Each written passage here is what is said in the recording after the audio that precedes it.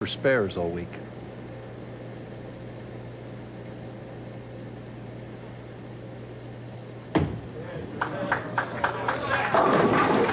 And now he's turning them into strikes as he shakes his head. The lanes are hooking quite a bit for Earl. Where he's playing right around the second arrow, they're hooking. Darrell Curtis is out further. Why Earl doesn't want to try out there with another ball, I don't know. I guess he says this will work here. Comes in light, just barely gets the 5, but it goes into the 10, knocks it out. 4 seniors titles, 41 national championships. 42 seconds.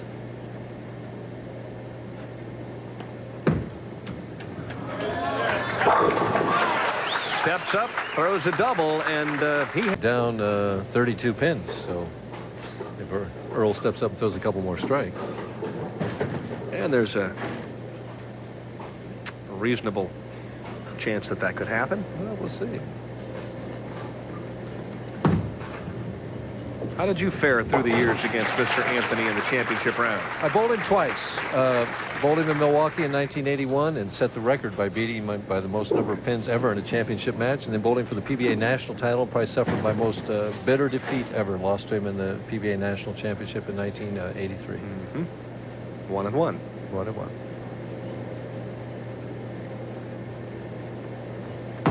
Trying to make it 3 in a row. And Earl has nothing out there. You know, I'm telling you, he decided at the last minute to use that ball. 5 steps, shuffles.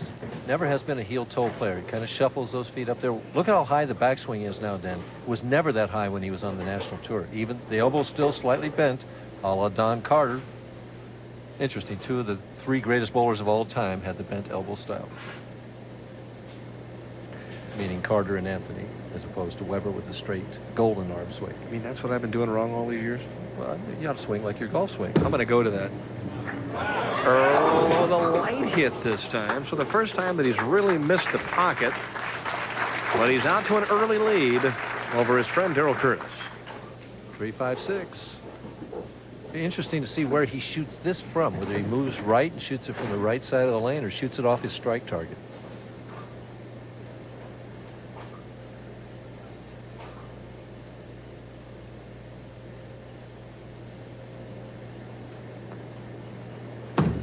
Basically off the strike target.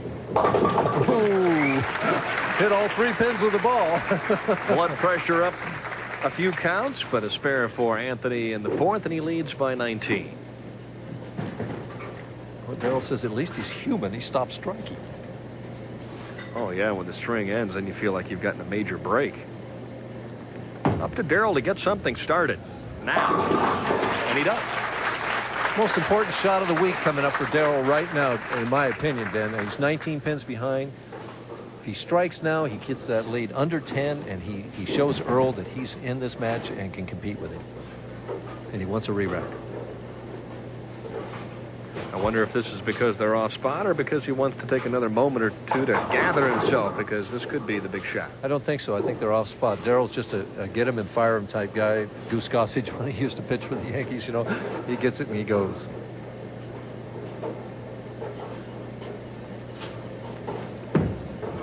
Needs a strike badly, and he gets it. So now it's a 9-pin match, and at least he has Earl's attention. He's definitely got Earl's attention. Good shot here. See that follow through go out to the left there? Right over the target. Perfect in the 1-2 pocket.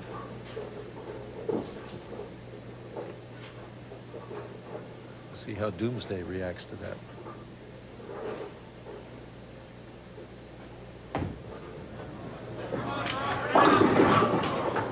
Same as usual, just throw it in the pocket. I know, but it didn't all fall down this time. 6-pin stands for Anthony in the 5th.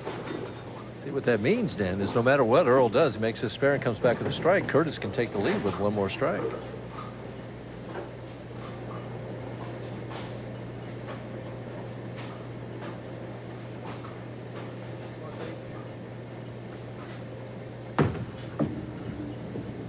Of course, between these 2 players, you probably have 2 of the players that take the least amount of time of any 2 players in the history of bowling.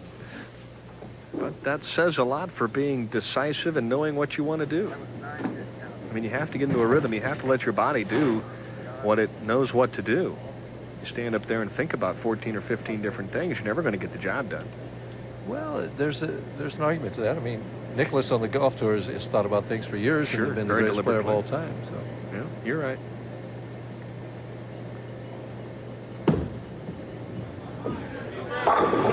Wonderful shot. Hack City for Anthony, who continues to go about things in a business-like fashion. Very businesslike, very professional.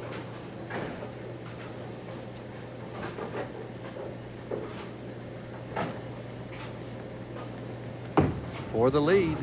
Tie. Good break, only the 10 pin. That was better than a good break. That was a wonderful break. Yeah, right. And Earl's saying that was a bad break. Again, right of target, thumb down, as you said, a little early, and could have had anything up there. To get 9 and a spare out of that, you got to walk onto the next frame and say wonderful.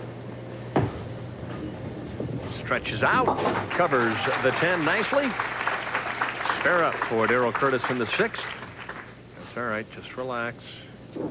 She's Plenty of definitely not frames left. relaxed. No, she's not. But she's having fun. Hey, her husband's going to make at least $4,400.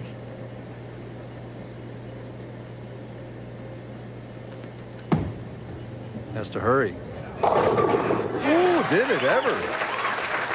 Boy. Fingers Curtis on that shot. Came back out of nowhere on lane 27. So Darrell Curtis with a strike in the 7th. Earl now working on a strike in the 6th. Leads by 9 with a double here. Can start to move out a little bit.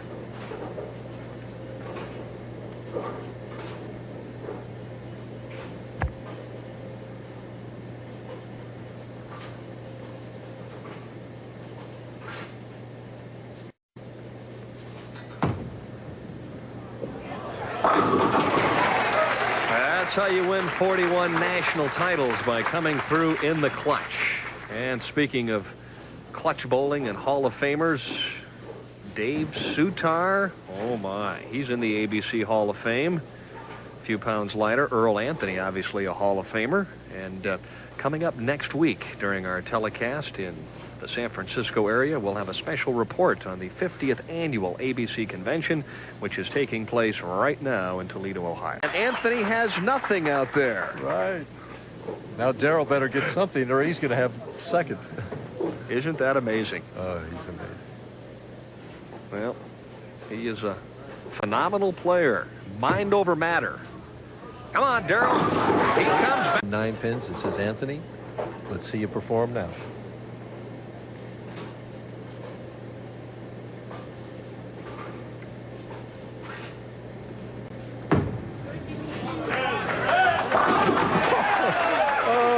Says okay. Well, Earl enjoys this type of competition, Mike. He enjoys the challenge. He sure does. I'll tell you what, he trusted that ball so well. That was his best shot of the match right there. Oh, Freddie. And in his heyday, and he still is in his heyday, when that ball never leaves the ground, the lane keeps rolling right into the pit unaffected, that's when you know. One more, and he locks it up.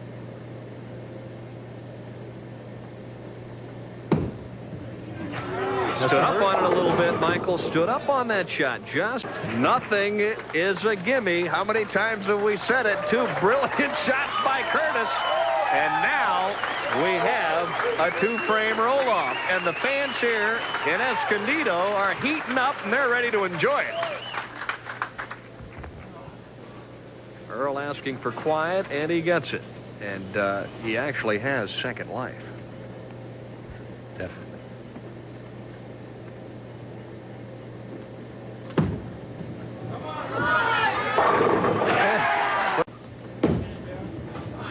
Give it room. Oh!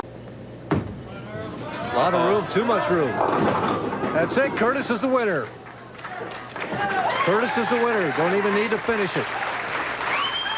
What a performance from Darrell Curtis and Earl Anthony as Darrell Curtis steps into the winner's circle on the